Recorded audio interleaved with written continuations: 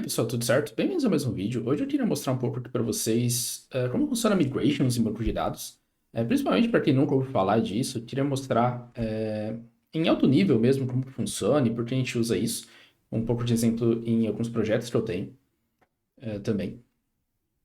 E mostrar um pouco de exemplos em projetos que eu tenho. Então é isso.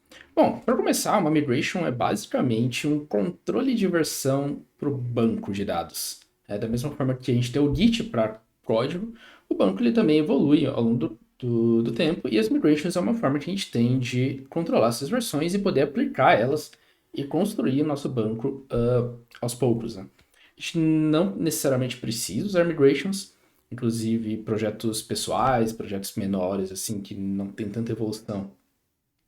A grande maioria não utiliza, né? Então, se tu tá aprendendo programação, se tu tá começando agora e fazendo os próximos projetos, seguindo tutoriais e tal, é bem difícil de você ver migration, porque aumenta uma complexidade a mais que, para quem tá começando, não precisa ter no começo, né?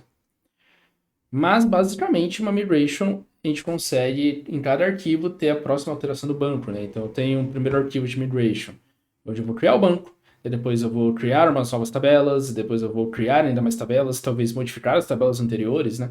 E isso vai ficar salvo em vários arquivos, né? Todas as alterações, todas as queries que eu fiz no meu banco de dados. E se eu precisar refazer em outro ambiente, eu posso simplesmente executar todas as migrations, né? Então, eu tenho aqui essa imagem, né, que eu achei no artigo do Medium, explicando sobre migrations mesmo, e eu acho ela muito boa, né, que mostra o banco aqui no começo pequeno, e conforme a gente vai aplicando as migrations, ele vai evoluindo e vai mudando, né, o formato, ele vai aumentando, ele vai evoluindo junto com a aplicação. E as migrations a gente consegue controlar essa evolução. Então, em geral, é bem simples, né, a migration nada mais é que um SQL que eu vou executar em ordem, né. Então, por exemplo, eu tenho um projeto aqui. Esse projeto ele está em Java e a ferramenta que eu uso para rodar as migrations aqui é o Flyway. E no caso do Flyway, as migrations são inclusive em SQL, né? Ele separa, tem aqui essa pasta migration, né? E ele separa com base na versão. Então, a V1 ele vai executar primeiro, depois ele vai executar a V2, V3, V4. Então, ele vai executar todos esses caras em ordem. E aqui na primeira versão, né, eu uso ela para criar as primeiras tabelas que eu tinha no meu banco de dados. E na próxima versão eu continuo criando, né? Então, cada versão, cada coisa que eu fui criando, conforme a aplicação foi evoluindo, eu fui adicionando migrations novas, né?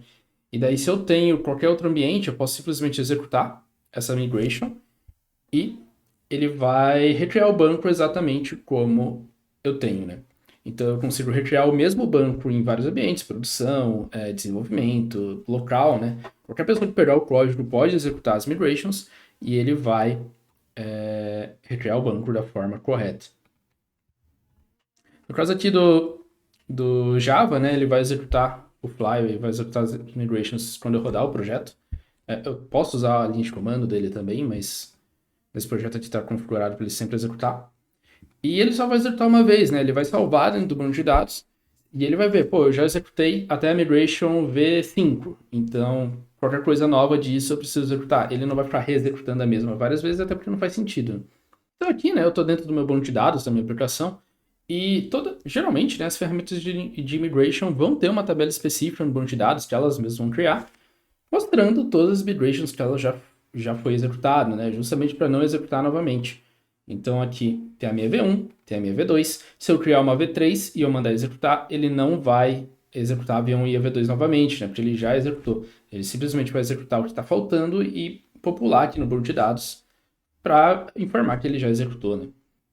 Então, é basicamente essa a ideia da migration, né? E como eu disse, a gente pode usar ela para controlar a versão do nosso banco de dados e para evoluir ele aos poucos, né? Então, a gente vai criando e a gente vai documentando essas mudanças dentro das nossas migrations e a gente pode sempre criar o mesmo banco. Isso é muito importante, principalmente em aplicações maiores, né? Onde eu tenho vários ambientes e eu espero que todos os ambientes tenham o mesmo banco para eu poder simular alguma coisa, para poder testar alguma coisa. E como as migrations, né, basicamente eu estou rodando um comando STL, inclusive no caso aqui do Flyway é literalmente um STL, eu posso fazer o que eu quiser no meu banco, né? Tudo que eu faria com o comando STL normal eu posso fazer aqui. Eu posso inserir dados, eu posso criar tabelas, eu posso deletar tabelas, posso alterar colunas, alterar tabelas, criar índice, o que eu quiser. Só que nem todas as ferramentas de migration você precisa necessariamente trabalhar com SQL na mão, né? Então, algumas outras ferramentas, né? Tu vai ter uma, uma facilidade maior de poder trabalhar com isso. Inclusive, muitas ferramentas vão gerar as migrations para você. Então, aqui, outro exemplo, né, de projeto que eu tenho, que é um projeto em Node, onde eu estou usando o Prisma, né, para criar as quantidades. É um projeto bem simplesinho, né, ele não tem, só tem uma tabela, mas o próprio Prisma, ele gera para a gente as migrations, né, e ele gera aqui também como SQL, só que eu não preciso escrever esse cara, né, eu escrevo dentro da linguagem do Prisma, né, que é como se fosse um GraphQL da vida, e ele gera para mim, e ele controla esse arquivo, e toda vez que eu criar alguma coisa nova, ele vai criar uma migration só com as alterações, né? Então tem muita facilidade por aí para a gente poder criar migrations de uma forma mais rápida e mais automatizada, né? Historicamente também, as migrations elas têm duas etapas, né? A etapa de up e a etapa de down. Eu estou aqui na documentação do Sequelize, né? Que é um ORM para Node também. E aqui ele usa essa ideia, né? De up e down. Como que isso funciona? O up é quando eu estou aplicando as alterações da minha migration, e o down é se eu quero reverter elas, então se eu quero ter uma forma de rollback. Então, algumas ferramentas vão te dar essas opções para você poder subir e voltar, mas não necessariamente todas, né? Algumas usam o princípio, e muita gente em produção faz dessa forma, que tu usa o princípio de se você precisa reverter uma migration, você cria uma nova migration revertendo ela. Até porque se você usa esse up, né, e cria essa tabela e deixa ela existindo, sei lá, por uma semana e populando os usuários, quando eu fizer esse down, eu estou deletando, né, essa tabela e estou perdendo esses dados.